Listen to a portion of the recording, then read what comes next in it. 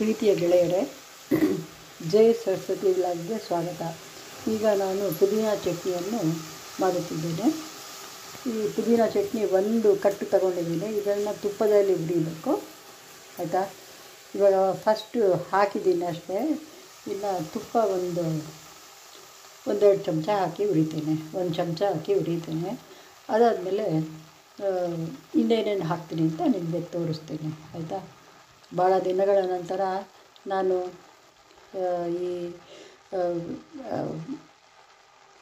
ಈ ಚಾನಲ್ನಲ್ಲಿ ನನ್ನ ಡಿಶನ್ನು ತೋರಿಸ್ತಿದ್ದೀನಿ. ಅದಕ್ಕೆ ಕಾರಣವೆಂದರೆ ನನ್ನ ಅನಾರೋಗ್ಯ, ಸಿಕ್ಕಾಗಿದ್ದೆ.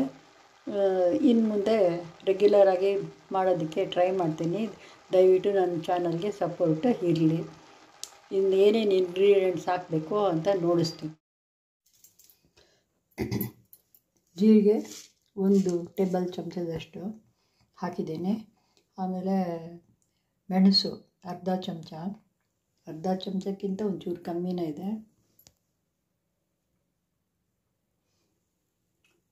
ಇವಾಗ ತುಪ್ಪದಲ್ಲಿ ಹುರಿದ ಪುದೀನ ಒಂದು ಕಟ್ಟು ಇಷ್ಟು ಆಗಿದೆ, ಸ್ವಲ್ಪ ಆಗಿದೆ, ಆಯಿತಾ. ಇವಾಗ ಇದನ್ನೆಲ್ಲ ಹುರಿತೀನಿ. ತೆಂಗಿನಕಾಯಿ, ಕೊಬ್ಬರಿ ತೊಗೋಬೇಕು, ಒಣ ಕೊಬ್ಬರಿ. ಅದನ್ನು ತುರಿದು ಇಲ್ಲ ಪೀಸ್ ಮಾಡಿ ಇದ್ರ ಜೊತೆಗೆ ಸೇರಿಸ್ತೀನಿ. ಇದ್ರ ಜೊತೆಗೆ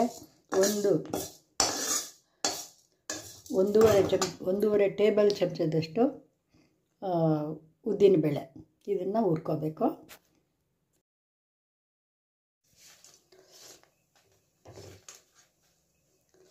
ಒಂದು ಸಣ್ಣ ನಲ್ಲಿಕಾಯಿ ಗಾತ್ರದ ಹುಣಸೆ ಹಣ್ಣು ಕೂಡ ಹಾಕಿದ್ದೀನಿ.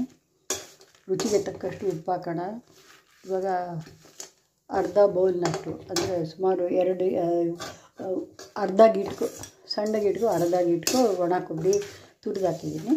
ಇವಾಗ ಇದನ್ನೆಲ್ಲ ಹುರ್ಕೊಂಡಿದ್ದೀನಿ. ಇವಾಗ ಒಂದು 3 ಚಮಚ ಎಷ್ಟು ರುಬ್ಬೋದಕ್ಕಾಗುತ್ತೋ ಅಷ್ಟು ಮಾತ್ರ ಸೇರಿಸ್ಕೊಂಡು ಗ್ರೈಂಡ್ ಮಾಡ್ಕೊಳ್ಳಿ, ಅಂದರೆ ಮಿಕ್ಸಿ ಮಾಡ್ಕೋಬೇಕು. ಇದು ಒರಳು ರುಬ್ಬೋವಾಗಂತೂ ಭಾಳ ಗಟ್ಟಿಯಾಗಿ ಬರುತ್ತೆ. ಇವಾಗ ಮಿಕ್ಸಿಗಳಲ್ಲಿ ಮಾಡೋದ್ರಿಂದ ಸ್ವಲ್ಪ ನೀರು ಹಾಕಬೇಕಾಗತ್ತೆ. ರುಬ್ಬಿದ ಮೇಲೆ ತೋರಿಸ್ತೀನಿ. ಪುದೀನ ಚಟ್ನಿ ರೆಡಿಯಾಗಿದೆ. ತುಂಬ ರುಚಿಕರ ಇದು, ಆರೋಗ್ಯಕ್ಕೂ ಒಳ್ಳೆಯದು. ಒಂದು ಕಟ್ಟು ಅದಕ್ಕೆ 1.5 ಟೇಬಲ್ ಸ್ಪೂನಿನಷ್ಟು ಉದ್ದಿನಬೇಳೆ ಹಾಕಿರೋದು, ರುಚಿ ಬಹಳ ಇರುತ್ತೆ. ಇಂಗು ಹಾಕಿ ಒಗ್ಗರಣೆ ಹಾಕಿದ್ದೇನೆ ನೋಡಿ. ಬಾಯಲ್ಲಿ ನೀರು ಉರಿಸುವಂತೆ ಇದೆ. ಚಪಾತಿ, ದೋಸೆ ಇತ್ಯಾದಿಗೆ ನಾನು ಇವಾಗ ದೋಸೆ ಮಾಡ್ಕೊಳ್ಳೋಣ ಅಂತ ಹೆಂಚಿಟ್ಟಿದ್ದೀನಿ ನೋಡಿ, ಆಯಿತಾ. ಭಾಳ ರುಚಿಯಾಗಿರುತ್ತೆ. ನೀವು ಮಾಡಿಕೊಳ್ಳಿ. ದೋಸೆ, ಚಪಾತಿ, ರಾಗಿ ಮುದ್ದೆ, ರಾಗಿ ದೋಸೆ, ಅನ್ನಕ್ಕೆ ಸೈಡ್ ಡಿಶ್ಶು ಎಲ್ಲಕ್ಕೂ ಇದು ಯೂಸ್ಫುಲ್ ಆಗಿರುತ್ತೆ. ತುಪ್ಪದಲ್ಲೇ ಒಗ್ಗರಣೆ ಹಾಕಿದ್ದೀನಿ. ಮೊದಲಿಗೆ ನಮ್ಮಮ್ಮ ಒಗ್ಗರಣೆ ಅವಶ್ಯಕತೆ ಇಲ್ಲ, ಬರೀ ಎಣ್ಣೆಯಲ್ಲೇ ಎಲ್ಲ ಮಾಡಿದ್ದೀವಲ್ವ ಅಂತ ಅವರು ಹಾಕ್ತಿರ್ಲಿಲ್ಲ. ನಾನು ಒಗ್ಗರಣೆ ಹಾಕ್ತೀನಿ, ಇನ್ನೂ ರುಚಿ ಹೆಚ್ಚಿದೆ ಅಂತ. ತಾವು ಮಾಡಿ ತಿನ್ನಿ, ಬಹಳ ರುಚಿಯಾಗಿರುತ್ತೆ. ಇದು ಜೈ ಸರಸ್ವತಿ ವ್ಲಾಗ್. ದಯವಿಟ್ಟು ಸಬ್ಸ್ಕ್ರೈಬ್ ಮಾಡಿ, ಪಕ್ಕದಲ್ಲೇ ಇರುವ ಬೆಲ್ ಐಕಾನ್ ಒತ್ತಿ. ನನ್ನ ಮುಂದಿನ ವೀಡಿಯೋಗಳು ನಿಮಗೆ ಬರ್ತಿರ್ತವೆ. ಸದಾ ನನಗೆ ಬೆಂಬಲ ನೀಡಿ ಪ್ಲೀಸ್. ಮರಿಬೇಡಿ ನನ್ನನ್ನು. ಇದು ವಂದನೆ.